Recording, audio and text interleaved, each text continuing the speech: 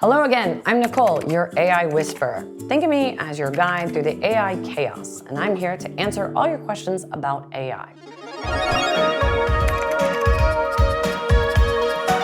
Let's go to the inbox. This letter comes from Jordan, who signed off as efficient but paranoid. Dear Nicole, am I creating my replacement with AI?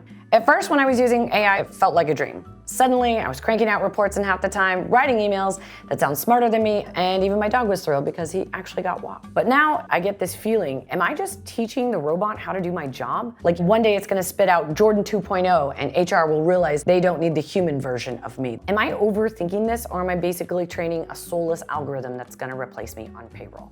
Here we have Jordan 2.0. It's all efficient and soulless.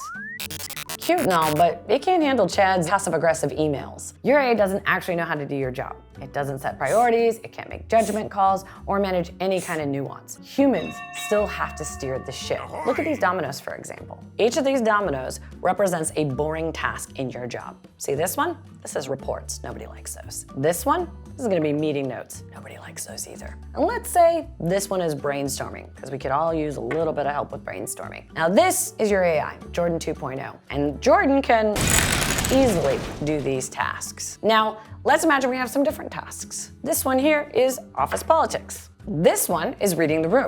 Jordan 2.0 over here, can't do it. It's got nothing. So AI can knock down a few dominoes, but it can't knock them all down. And most importantly, you're still the one in charge deciding which dominoes matter. Take a deep breath. And keep enjoying those long walks with your dog.